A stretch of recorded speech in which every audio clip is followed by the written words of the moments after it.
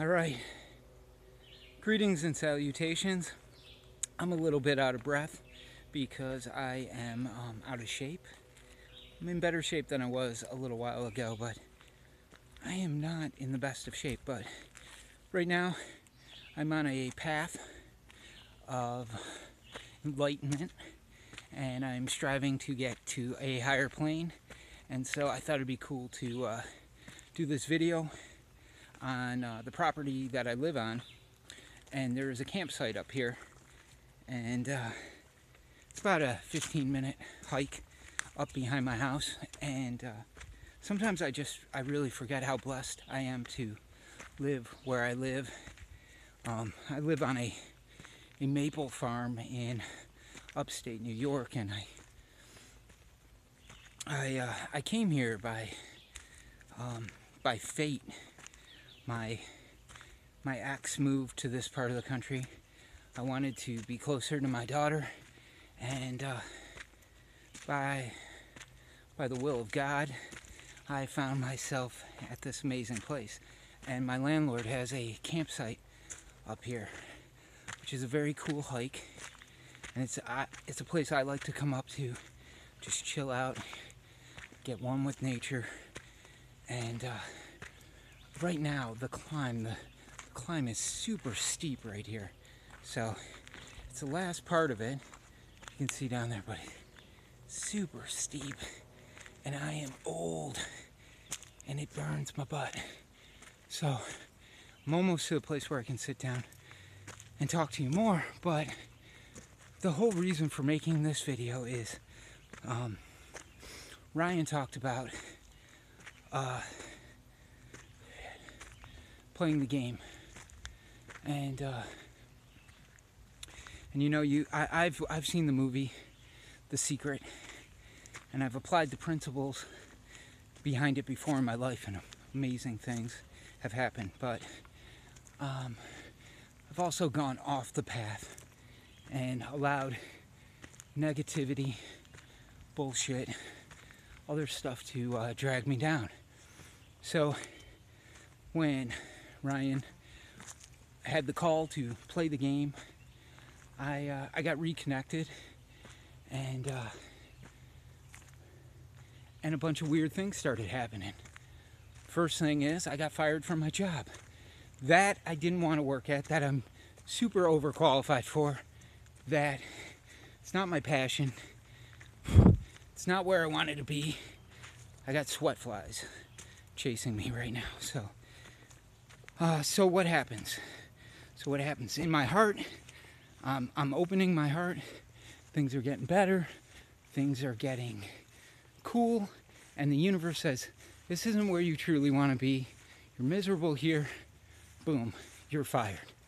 Now, I could be totally bummed out, pissed off, angry about all of this, but I'm not. I just go with it. I go, okay, something better is coming along, something good. And so I just stay open to it. And then I just happen to be clicking on OkCupid, a website I set up an account, but I don't really use. And I had just gone through a breakup, and I had seen this beautiful girl who had looked at me, checked out my page, but didn't write anything. So, you know, I did what Ryan said, and I wrote, hey, how you doing? I just felt a spark. And when Ryan came out with that video about the sparks, it just made me cry, laugh of joy, because it's so simple, but we live in fear. We don't do that. We don't just go up and say, hey, I felt my spidey senses tingling, and I think we should talk about this. But that's what I did. And I did it online. I've never, connected with anyone online that I didn't know. In fact, Facebook, I don't friend you most of the time. Sometimes, if you're super cool, I will friend you. But in general, I don't friend anyone I haven't talked to in person. I haven't met. And it's just a personal choice. It's not, I will like your post. I will think you're cool. I will, but I might not friend you. still request, because maybe we'll bump into each other, and then I'll accept it. But that's a whole nother thing.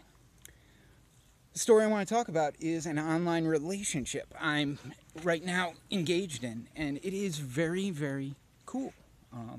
I felt super connected to this person just by looking at their photo, and I know people have been catfished and stuff like that. So, but I'm not really giving in to worry or any of that. So I went with it, and I wrote with her.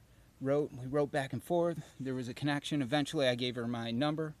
We started texting, and there was this immediate feeling of man, this is right. This is really, really feels right. So this has been happening over the last week. All this has been happening over the past couple weeks. I lost the job. I was being really, really positive, and my manager is super negative, and I was trying to bring her around, and I think she felt like I wanted her job or I was a threat to her. And, she had all the power. She's the manager. She gets to hire or fire whoever she wants. But that was not the case. I just saw someone who was sad. And I was trying to make things light and make things a little more enjoyable for everybody. And I ended up getting pulled down. Negativity is powerful. Even when you're trying to be positive, people will resist that a lot of times, and then you have to be more positive, and then eventually they break, because we all want to be happy. And that's another thing. I was just starting to listen to a Ben Lee album called "Love Is the Great Rebellion" is the name of the whole album, and a lot of the songs were just connecting with me. And in fact, last night my daughter wanted to listen to this one song off the album called "Happiness," and she played it 8 times in a row, falling asleep. And I'm like, this song is not making me happy now with her playing it 8 times. But the album in general is about love. It's about connecting. It's about letting go. And so as all of this is happening, I have also been dealing with a breakup of a relationship. And as I'm text messaging, I come to this moment where my phone is full of text messages. And to keep getting or to keep sending new text messages with this new connection, I actually have to delete my old relationship, my old messages.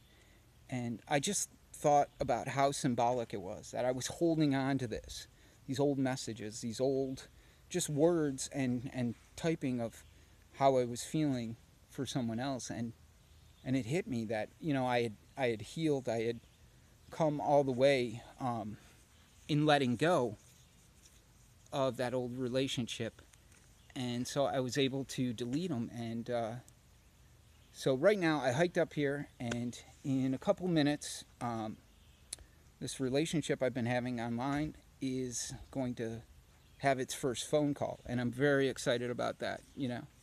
I joked around when we talked for the first time, because the whole relationship has just been text messages or messages through the app. I joked I was going to have a helium tank for the whole phone call, but that's not the case.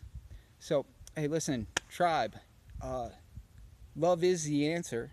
It's so much fun to ride these waves of love with you, and just keep on putting out goodness, because that is ultimately what's going to change the world.